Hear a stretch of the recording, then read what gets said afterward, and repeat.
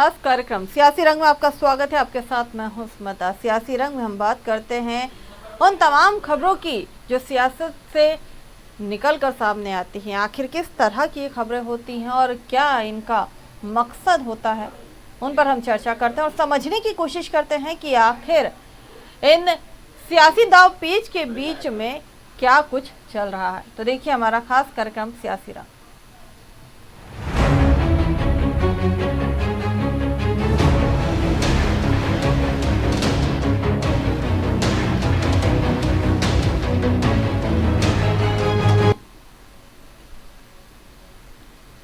तो चलिए सियासी रंग में सबसे पहले बात करते हैं कांग्रेस वर्किंग कमेटी की बैठक की। जहां कांग्रेस वर्किंग कमेटी की बैठक में सोनिया गांधी को दोबारा पार्टी का अंतरिम अध्यक्ष बनाया गया है। इस पर मध्य प्रदेश सरकार के गृह मंत्री डॉक्टर नरोत्तम मिश्रा ने कांग्रेस पर जमकर तंज कसा। उन्होंने कहा, मैंने कहा था हेडमास्टर के बच्चे को फर्स्ट आना है, लेकिन हेडमास्टर खुद फर्स्ट आ गए। सोनिया गांधी के इस्तीफे की पेशकश की। CWC ने इस्तीफे पर विचार करने को कहा। सोनिया गांधी ने इस्तीफे पर विचार किया और सोनिया गांधी ने इस्तीफा वापस ले लिया। कहानी सोनिया से शुरू, गांधी पर खत्म। वहीं बैठक से कमलनाथ के नदारद होने पर गृह मंत्री ने जोरदार चुटकी भी ली।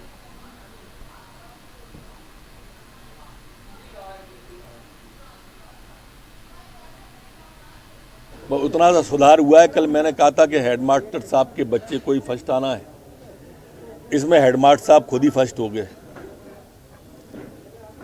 माननीय सोनिया गांधी जी ने इस्तीफे की पेशकश की। CWC ने माननीय सोनिया जी से विचार करने को कहा। माननीय सोनिया गांधी जी ने विचार किया और माननीय सोनिया गांधी ने अपना इस्तीफा वापस ले लिया। माननीय सोनिया जी से शुरू, गांधी पर खत्म। ये रटी रटाई स्पष्ट थी। इसमें हास्यास्पद तो ये हुआ कि इतने पुराने कांग्रेसी कपिल सिब्बल जी और गुलाम नबी आज़ाद तक शंकाओं के गद्दारों की श्रेणी में आ गए। कांग्रेस में अगर लोकतंत्र होता तो शाम तक गुलाम आज़ाद हो जाते। उतना सा सुधार हुआ है। कल मैंने कहा था कि हेडमास्टर साहब के बच्चे को ही फर्स्ट आना है, इसमें हमारे साथ जुड़े हमारे स्टेट हेड राजेश सक्सेना जी। राजेश जी, कल CWC की दिल्ली में बैठक हुई जिसमें ये कयास लगाए जा रहे थे कि सोनिया गांधी अंतरिम अध्यक्ष पद से इस्तीफा दे सकती है और मनमोहन सिंह के नाम पर चर्चा चल रही थी, लेकिन अंत में अगर देखा गया तो सोनिया गांधी ने इस्तीफा वापस ले लिया अपना।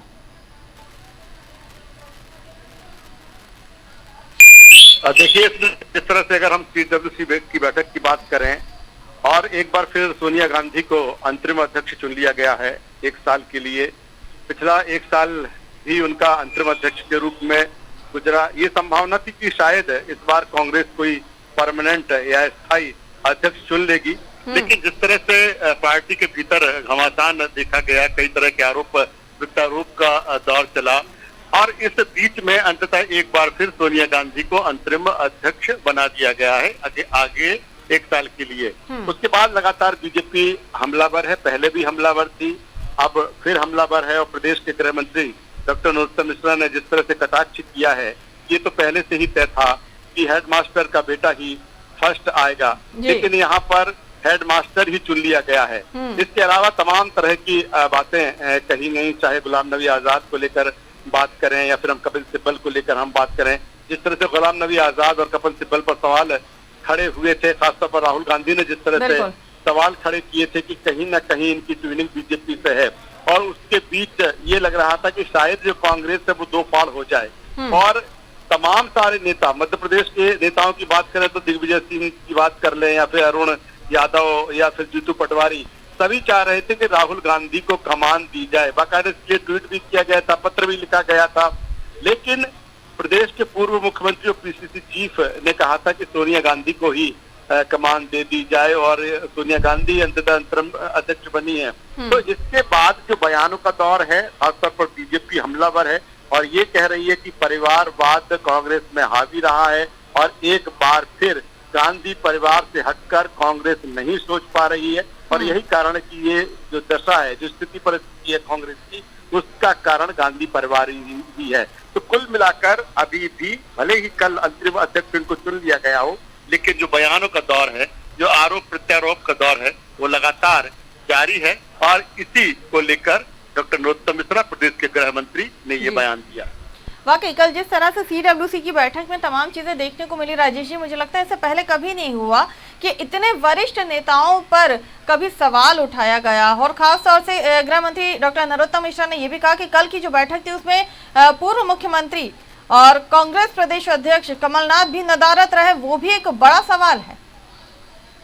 देखिए, वीडियो कॉन्फ्रेंसिंग के जरिए ये CWC की बैठक हुई थी इस जिस तरह से दिल्ली में।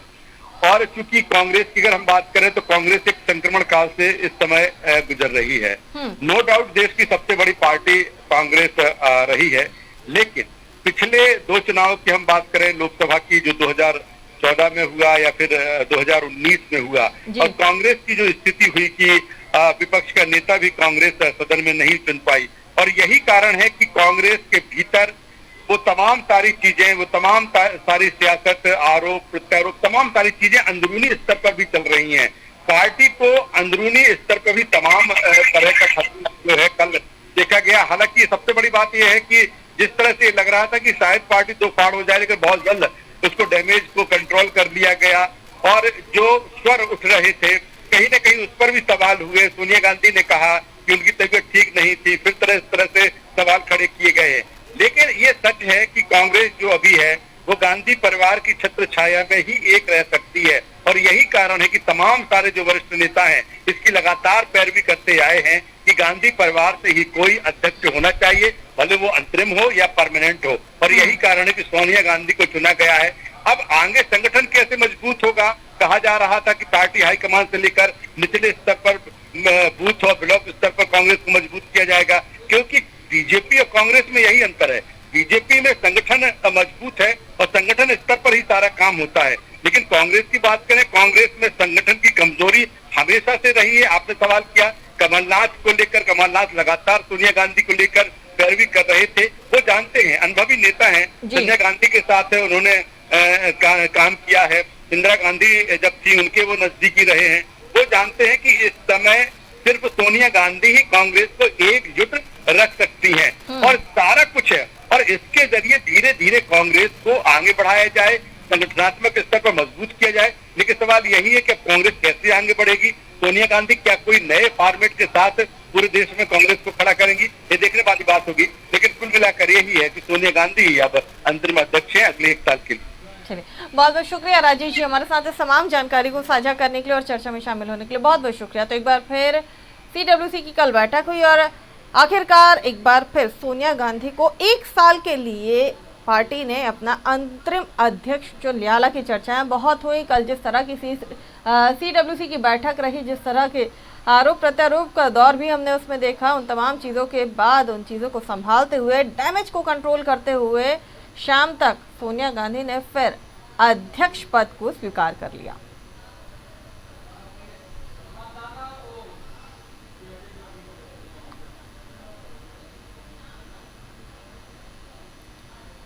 और ग्वालियर में आयोजित बीजेपी के 3 दिवसीय सदस्यता सम्मेलन की सियासत अब तूल पकड़ती जा रही है। जिसको लेकर कांग्रेस ने आयोजन स्थलों पर जाकर सद्बुद्धि यज्ञ और शुद्धिकरण करने के लिए गंगा जल का छिड़काव किया। आपको बता दें, कोरोना काल में हुए इस राजनीतिक आयोजन पर कांग्रेस लगातार बीजेपी का घेराव कर रही है और ग्वालियर चंबल अंचल में उन सभी स्थलों का शुद्धिकरण करने जा रही है।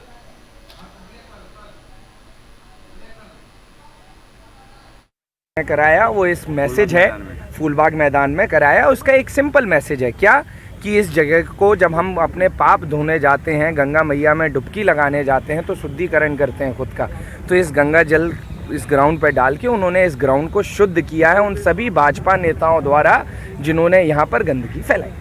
16 विधानसभा तक जो है जल का प्रोक्षण करवा सकें और जनता के बीच में गंगा जल को पहुँचा सकें। यह हमारा अभियान बिल्कुल रेगुलर चलता रहेगा जब तक हमारा चुनाव नहीं हो जाएगा। और हमारे सहयोगी गजेंद्र इंग्लिश खबर पर हमारे साथ ग्वालियर से जुड़ रहे हैं। गजेंद्र, 3 दिवसीय महासदस्यता अभियान बीजेपी ने चलाया। एक बड़े स्तर पर इस आयोजन को किया गया था ग्वालियर चंबल में, लेकिन जिस दिन इस आयोजन को शुरू किया गया था उस दिन भी कांग्रेस ने अपना विरोध कराया और उसके बाद अब कांग्रेस ने, जब ये पूरे आयोजन हो गए 3 दिनों तक, उसके बाद उन तमाम जगहों पर जाकर गंगा जल से शुद्धिकरण और साथ ही सद्बुद्धि यज्ञ कराया है। 3 दिन का जो सदस्यता अभियान हुआ था उसने एक नया ही राजनीतिक रंग दे दिया है और उनके भाजपा के 3 दिन खत्म होने के बाद अब कांग्रेस चाह रही है कि कैसे भी वो जो है वो जनता के बीच में बनी रहे। इसी को लेकर आज उन्होंने जो भी तीनों क्षेत्र थे जहां पर ये सदस्यता अभियान हुआ था उन क्षेत्रों पर उन्होंने गंगा जल छिड़क कर शुद्धिकरण किया है और साथ में ही उन्होंने सद्बुद्धि योग भी किया है। तो इस तरीके से वो जनता के बीच में बने रहना चाहते हैं, किसी न किसी तरीके से इस मुद्दे को वो आगामी चुनाव तक जो है वो जिंदा रखना चाहते हैं, ये उनका प्रयास है। बिल्कुल, लेकिन जब सवाल खुद कांग्रेस उठा रही थी और कांग्रेस अब खुद उस जगह जाकर एक साथ होकर उन तमाम गाइडलाइनों का पालन नहीं कर रही है, जिस तरह से तस्वीरें देखने को मिल रही है, और ख़ासतौर से अगर बात की जाए तो ये वो 16 सीटें हैं जो कहीं ना कहीं दोनों ही पार्टी के लिए बहुत ज़रूरी है। साख का सवाल है जो उपचुनाव जीतने के लिए बहुत महत्वपूर्ण है, लेकिन इस तरह की राजनीति करना कहाँ तक उचित है? जी बिल्कुल, आप सही कह रहे हैं कि जिस तरीके से यहाँ पर ये जो चल रहा है कि भाजपा और कांग्रेस दोनों पे आरोप प्रत्यारोप लगा रही है और जिस तरीके से इन्होंने कोरोना के टाइम पर जो गाइडलाइन है उसका हवाला दे रहे हैं, लेकिन वास्तव में देखा जाए तो देखिए ना तो भाजपा की तरफ से किसी गाइडलाइन का पालन किया गया है, ना ही कांग्रेस की तरफ से किसी गाइडलाइन का पालन किया गया है। क्योंकि जब कांग्रेस भी हुजूम में इकट्ठा होती है तो ना किसी तरह की सोशल डिस्टेंसिंग होती है और ना किसी तरह की मास्क लगाए होते हैं लोग। तो जो आरोप वो लगा रहे हैं भाजपा पे, कहीं ना कहीं वो उसमें खुद भी गिरते हुए नजर आते हैं। और इस तरीके से अपन देखेंगे कि जो अभी दोनों पार्टियों का टारगेट है वो आगामी चुनाव की जो 16 सीटें हैं वही हैं और उसी वजह से वो कहीं ना कहीं मुद्दे को जो है वो जिंदा बनाए हुए हैं। जबकि अपन भाजपा की माने तो देखिए भाजपा के लिए ये पूरा क्षेत्र है गढ़ माना जाता है, भाजपा के वोटर इस क्षेत्र में ज्यादा थे। तो अभी उनको इस तरीके से भी ये दिखाना पड़ेगा कि भाई जब भाजपा के इतने सारा समर्थन यहाँ पर है तो इस कोरोना जैसे टाइम में उनको क्या आवश्यकता पड़ी कि इतना बड़ा महा आयोजन उन्होंने जो किया अपनी सदस्यता के लिए। चलिए, बहुत बहुत शुक्रिया गजेंद्र हमारे साथ इस तमाम जानकारी को साझा करने के लिए। लेकिन देखना दिलचस्प है कि ग्वालियर चंबल की राजनीति आखिर कहां तक जाती है और चुनाव में, यानी कि उपचुनाव में बीजेपी या कांग्रेस, कौन इस तरह की राजनीति करके ज्यादा फायदा उठा पाता है, कौन इन 16 सीटों पर अपनी जीत दर्ज कराता है। बहुत बहुत शुक्रिया हमारे साथ जुड़ने के लिए।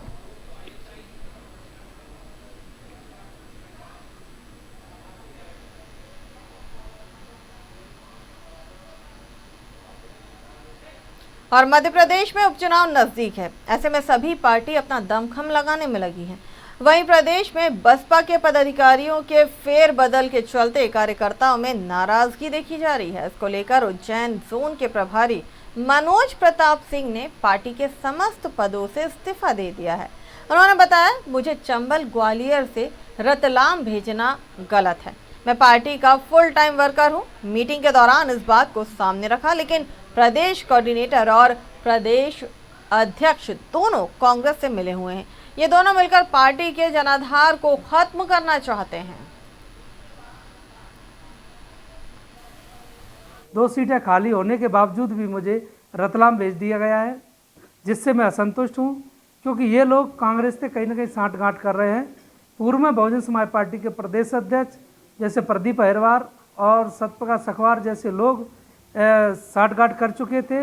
उस समय पार्टी के तमाम पदाधिकारियों ने विरोध नहीं किया, शांत बैठे रहे। मध्य प्रदेश के तमाम बहुजन समाज पार्टी के जो नेता हैं, जो पदाधिकारी हैं, बिना किसी दबाव के डर के और अपनी आवाज़ बुलंद करें, क्योंकि मैं भी डर के मारे अपना पद स्वीकार कर सकता था, आसानी से रह सकता था, लेकिन सत्य के लिए और बहुजन समाज के जो मूवमेंट है मानवर कांसीराम साहब का, उसको बचाने के लिए आगे और हाथी नहीं बिकने देंगे। ऐसा मूवमेंट लेके हम लोग इस चीज़ का विरोध करते हैं। जय भीम, जय भारत। और इसी पर हमारे साथ सीधे न्यूज रूम से जुड़े हैं हमारे associate news editor Arvind Sharma ji. Arvind ji, Baspa के लिए भी अब कहीं ना कहीं मुश्किलें खड़ी होती जा रही। उज्जैन जोन के प्रभारी मनोज प्रताप सिंह ने पार्टी के सभी पदों से इस्तीफा दे दिया और साथ ही कई गंभीर आरोप भी उन्होंने लगा दिए हैं। बिल्कुल स्मृता, जिस तरीके से हम देख रहे हैं कि मनोज सिंह चौहान ने इस्तीफा दिया है, तो ये तो अब सेंध लगेगी और सेंध हर पार्टी में लगेगी। हर पार्टी से इधर से उधर लोग जाएंगे जहाँ पे लोगों की आवश्यकता होगी, और जहाँ लोगों को आवश्यकता होगी जिस पार्टी में, वो उस पार्टी में अपना आने जाने का क्रम रखेंगे। ये क्रम जो चलता रहेगा ये उपचुनाव तक चलेगा। उपचुनाव जिस तरीके से हम देखते हैं कि आने वाले चुनाव होने वाले हैं, उसमें इस तरीके के अभी कई लोग आएंगे जाएंगे, आया राम गया राम का दौर चलेगा।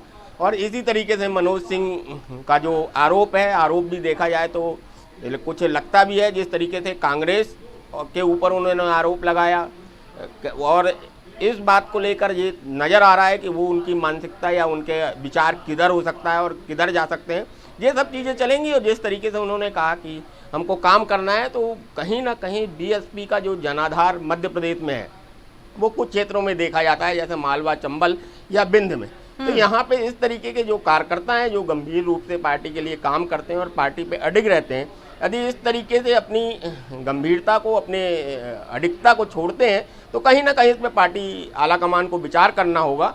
और आला कमान इस पर क्या विचार करते हैं, ये तो आने वाला समय बताएगा। जी स्मृता, लेकिन जिस तरह से इतने गंभीर आरोप लगे हैं, अगर ग्वालियर चंबल की बात की जाए तो 16 सीटें हैं वहां से। बसपा के अगर प्रभारी इतना बड़ा एक आरोप लगा रहे हैं तो कहीं ना कहीं चिंता का विषय है। उनका कहना है कि मैंने पार्टी के सामने भी इस बात को रखा था, लेकिन मेरे उस बात को सुना नहीं गया है। मुझे सीधे रतलाम भेज दिया गया, जबकि मैं वहां जाना नहीं चाहता था। और सीधे सीधे उन्होंने कांग्रेस से मिलीभगत का आरोप लगा दिया है। बिल्कुल स्मृता, जिस तरीके से राजनीतिक दल का कोई भी कार्यकर्ता हो, उसका मुख्य उद्देश्य होता है चुनाव लड़ना। तो जब चुनाव लड़ने की मानसिकता है और चुनाव लड़ने में काम करना है, मुरैना भी एक सीट है जिस पे चुनाव लड़ना है या चुनाव लड़ा जाना है, तो इस पर यदि इस तरीके के घटनाक्रम होते हैं और ऐसे पार्टी के लोग इस्तीफा देते हैं, तो ये इस्तीफा अभी आपको बहुत से देखने मिलेंगे। जब भाजपा के कांग्रेस में, कांग्रेस के भाजपा में, बीएसपी के भाजपा में या बीएसपी के कांग्रेस में ऐसे कार्यकर्ता जाएंगे और लगातार ये पार्टी आला कमान पर दबाव बनाने की एक रणनीति भी हो सकती है, और दूसरे पार्टियों में भी दबाव बनाने की एक रणनीति हो सकती है कि हम अच्छे कार्यकर्ता हैं, हमको लिया जाए और हमको एक महत्वपूर्ण पद पे, या हमको विधानसभा टिकट, या इस तरह की जो एक्टिविटी चुनाव के समय होती है, उसमें कहीं ना कहीं उनकी भागीदारी हो सके। इस बात को लेकर उन्होंने अपना निर्णय लिया होगा। और आगे देखना होगा स्मृता की इस तरीके के कई घटनाक्रम आएंगे, कई कार्यकर्ता इधर से उधर होंगे। जी चलिए, बहुत बहुत शुक्रिया अरविंद जी हमारे साथ जुड़ने के लिए और तमाम जानकारी साझा करने के लिए।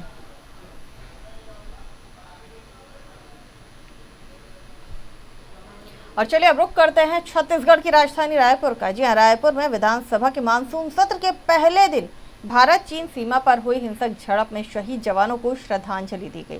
विधानसभा अध्यक्ष डॉक्टर चरणदास महंत, सीएम भूपेश बघेल और अन्य मंत्री विधायकों ने सभी को श्रद्धांजलि दी। छत्तीसगढ़ विधानसभा का 4 दिनों का मानसून सत्र हंगामे के आसार यहां पर होंगे, ऐसी उम्मीद की जा रही है। आपको बता दें कि कोरोना संक्रमण के बीच छत्तीसगढ़ विधानसभा का मानसून सत्र मंगलवार से शुरू हुआ है।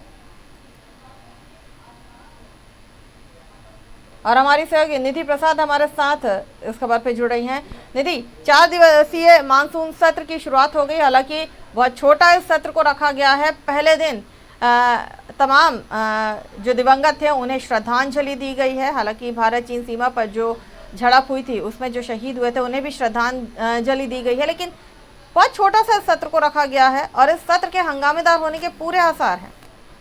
जी बिल्कुल, आपको बताना चाहेंगे कि आज से विधानसभा का मानसून सत्र जो है वो शुरू हुआ है, लेकिन आज जो पहला दिन था सत्र का उसमें केवल दिवंगत नेताओं को श्रद्धांजलि दी गई, जिसमें पहले प्रदेश के प्रथम मुख्यमंत्री अजीत प्रमोद जोगी का भी नाम शुमार था और उन्हें भी आज श्रद्धांजलि दी गई। इसके साथ ही और भी जो अन्य नेतागण शामिल थे जिनकी मृत्यु हुई है, उन सभी नेताओं को श्रद्धांजलि देने के बाद ये जो सदन है उसकी कार्यवाही, विधानसभा के सदन की कार्यवाही अगले दिन के 11 बजे तक के लिए स्थगित कर दी गई है। यानी कि अब सीधे ये जो विधानसभा की आगे की कार्यवाही है वो कल से जारी होगी। आज के कार्य में केवल दिवंगत नेताओं को श्रद्धा सुमन अर्पित करने के बाद ये जो श्रद्धांजलि है वो खत्म होने के बाद सीधे सीधे विधानसभा की कार्रवाई को स्थगित कर दिया गया। और इसके साथ हम आपको बताना चाहेंगे कि आज ही उस श्रद्धांजलि के बाद जब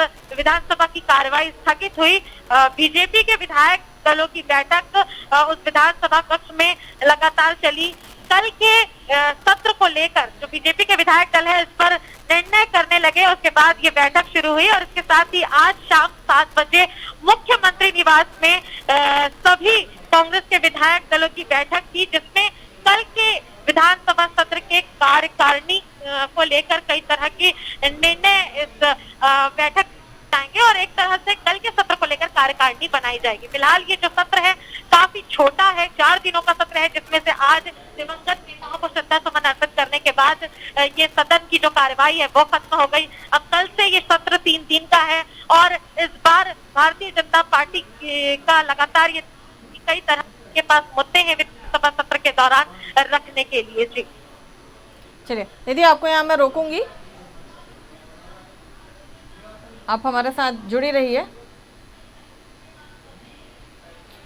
रायपुर में बीजेपी प्रवक्ता सच्चिदानंद उपाध्याय ने कांग्रेस पर निशाना साधा है। उन्होंने कहा राज्य सरकार केवल किसानों को छल रही है, लेकिन कांग्रेस कहती है केंद्र को किसानों के साथ हो रहे इस छल का अनुसरण करना चाहिए।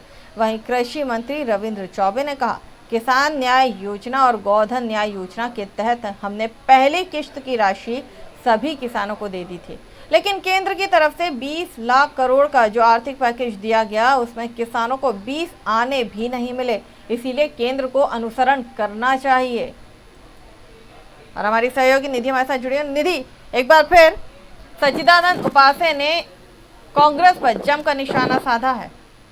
जी बिल्कुल, आपको बताना चाहेंगे कि जिस तरह से लगातार राज्य की जो सरकार है, मुख्यमंत्री भूपेश बघेल की जो सरकार है, वो किसानों के हित में लगातार कार्य कर रही है। कई तरह की योजनाएं अभी बनाई गई और इस योजना के तहत किसानों को राशि उनके खातों में सीधे अंतरित की गई। जिसमें अगर हम बात करें तो किसानों के धान एमएसपी के अंतर की राशि जो है राजीव गांधी के जन्म दिवस के अवसर पर उनकी दूसरे किस्त की राशि 1500 करोड़ एक बार फिर किसानों के खातों में अंतरित की गई। गोधन न्याय योजना में गोबर विक्रेता जो है उनके खातों में राशि अंतरित की गई। ये दूसरी बार था जब राज्य सरकार ने किसानों के खातों में राशि अंतरित की गई। वहीं रविंद्र चौबे जी का यही कहना है सीधे कि जिस तरह से राज्य सरकार द्वारा योजनाएं बनाई जा रही हैं और किसानों के खातों में सीधे राशि का अंतरण किया जा रहा है, ऐसी कोई योजना केंद्र के पास नहीं है और राज्य की इस योजना का केंद्र को अनुसरण करना चाहिए। वहीं सच्चिदानंद उपाध्याय का इस बात पर यह कहना है कि राज्य सरकार द्वारा केवल किसानों को छला जा रहा है, क्या केंद्र इस छल का अनुसरण करे? और इसके साथ ही उन्होंने कई सवाल जो है वो राज्य सरकार पर मढ़ दिए हैं कि जिस तरह से छल हो रहा है किसानों के साथ, उस छल का अनुसरण केंद्र को करने की आवश्यकता नहीं है।